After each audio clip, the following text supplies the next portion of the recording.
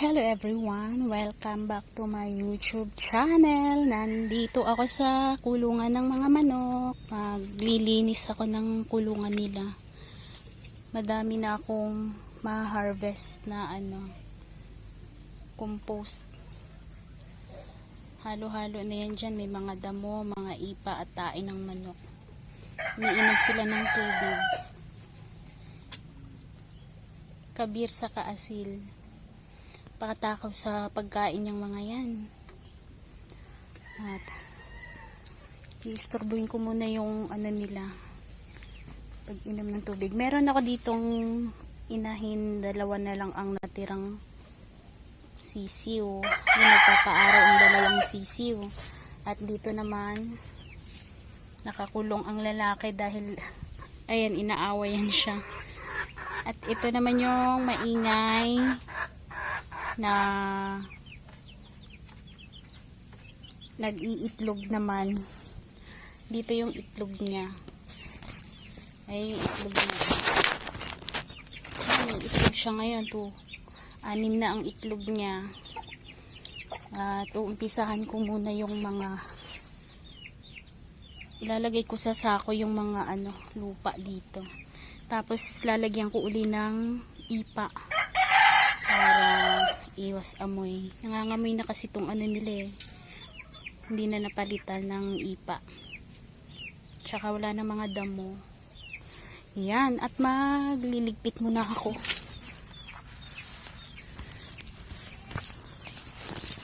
Kita ba ako dito?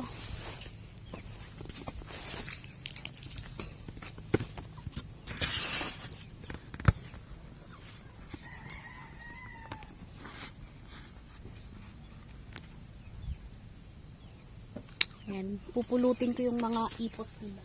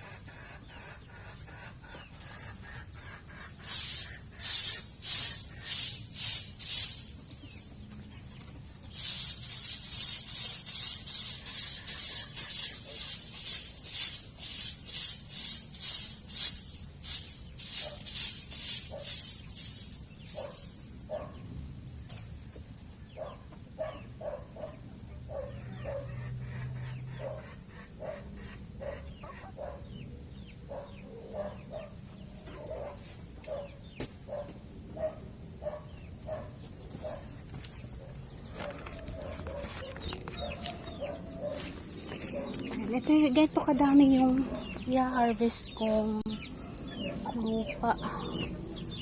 Nagiging compost na yan siya. Dahil mga yan, ipa, saka damo na binunot ko. Meron pala ditong naglilimlim. Si itim. Ayan yung ilalagay ko sa sako. Tsaka yan, guys. Magpapalit ako ng ipa. Meron pa dito.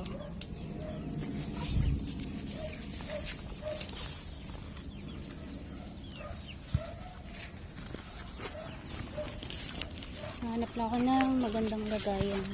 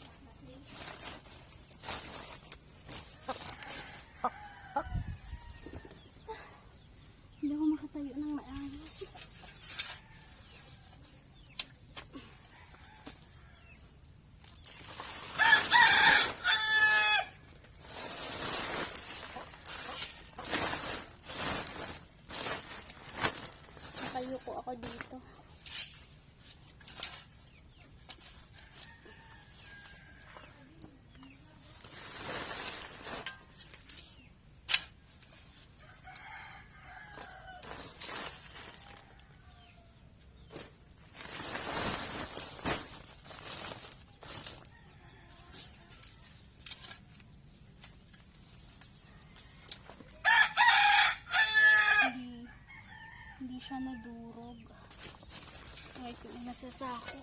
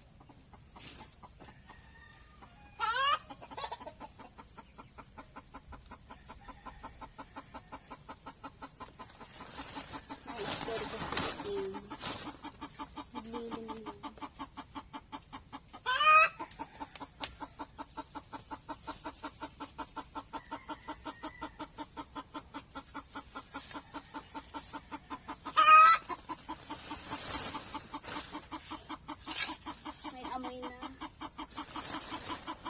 May amoy na yung ano.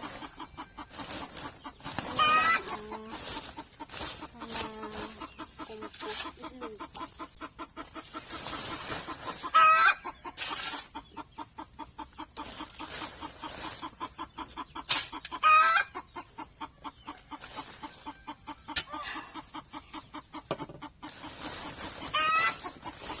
Ang balakang ba? Hindi ako makatayo ng ayos. Nakayuko ako. Hindi ako kasya dito. Mababa na yung bubong ng ano. Ulungan.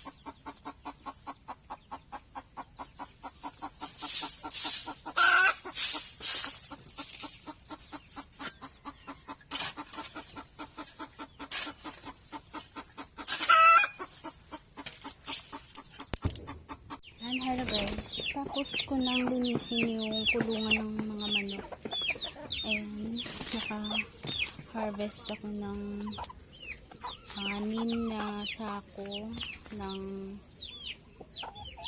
compost. Naglagay na rin ako dyan ng 1 sakong ipa. Hapon na ako natapos at pagpapakain muna ako sa kanila. Dito rin tapos na. Naka-harvest ako dyan ng higit 1 sako. Saka dun sa kabila. Dito malinis na rin yung kulungan nila. Ayan. Kahanap na ng makakain to.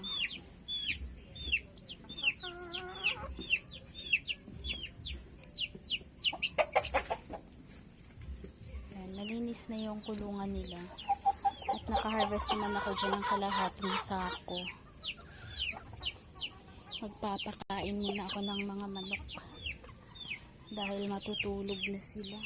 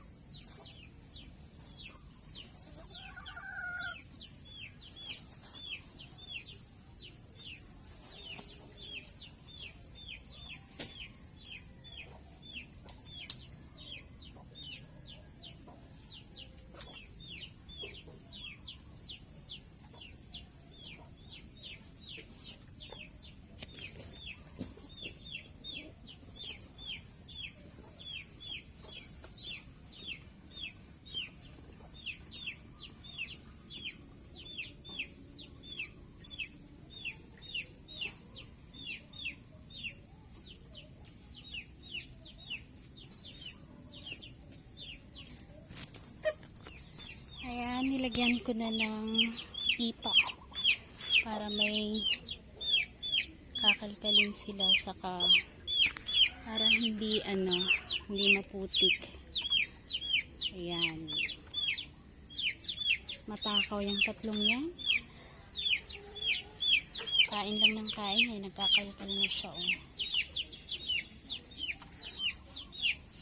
Ayan. Para iwas putik at maaliwalas na ngayon yung kulungan nila. Ito din, maaliwalas na, wala ng amoy. Papakainin ko muna tong mga to.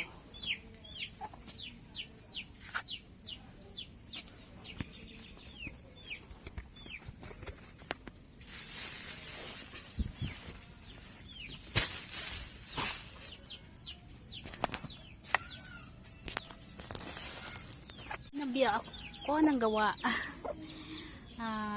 Ano oras na ba? Tingnan ko ano oras na. Ay, hindi siya nakikita. 6 na siguro. Ginabi na ako ng gawa. Natapos naman ako. Nalinis ko na lahat yung kulungan. At nagpalit na rin ako ng ipa. Ayan, mga bagong ipa. Ayan. Ayan, kumain na rin sila. Uminom na si Sisiu. 2 na lang natira dyan. Tapos dito naman meron na ring ipa, may pagkain na, may tubig, mga bago lahat yan. Nalinis ko na rin yung mga nila, mga kainan. Ayan, maaliwalas na yung kulungan nila, malinis, at saka bago yung mga ipa. Ala, nakalimutan kong anuhin yun, oh. Sungkitin ko na lang siguro. Dito maraming mga dahon na tuyo. At kukolektahin ko bukas yan. Wawalisan ko pa. Ayan, no, ang lawak ng wawalisan ko dito. Na ano ko na yan noong nakaraang araw, eh. Hindi ko lang nailagay sa sako dahil umuwi nga ako. Hindi rin pala to abot. Baka kasi kumawala yung manok at magsasabong sila. Sasara ko pala yung bintana. Gabi na, papasok ang mga lamok. Hanap ako dito ng stick na mahaba. Dito, dadamuhan ko dito. Tapos dito ko ilagay yung mga kamatis. Ayan, yung mga tanim ko. Uy, dyan kayo matutulog? Diyan sila matutulog. Wala ko siyang kasama dun sa kabila.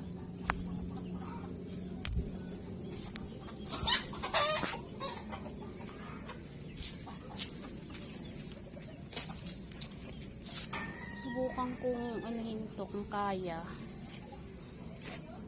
Para hindi na ako papasok. Yun. Sungkit na lang.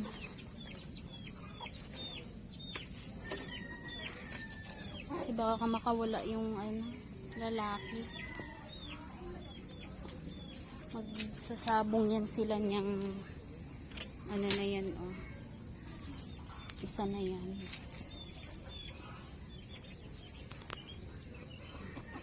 Kalkal ng kalkal. Kahit may pagkain naman, ayaw kainin. Gusto yung nangangalkal talaga.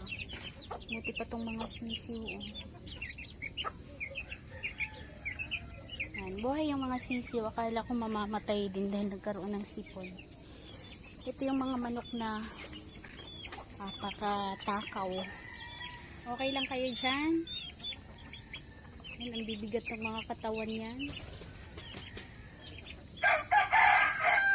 Yung isa hindi bumababa, naglimlim.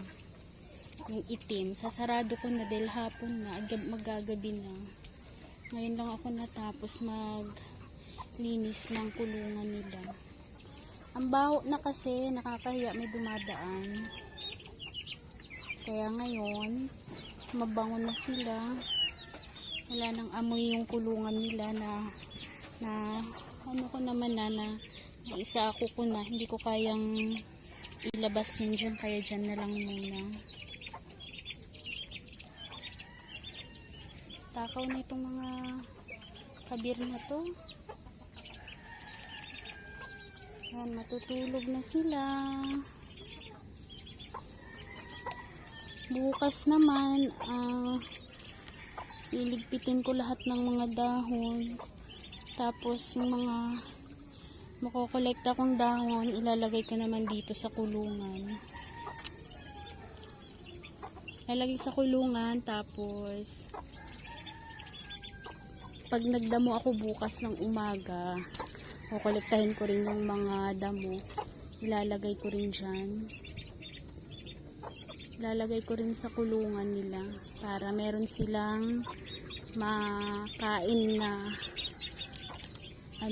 mga insekto at mga damo. Yan, hirap maglakad. Hirap maglakad dahil napakataba ng katawan. Dito na lang rin ako magtatapos.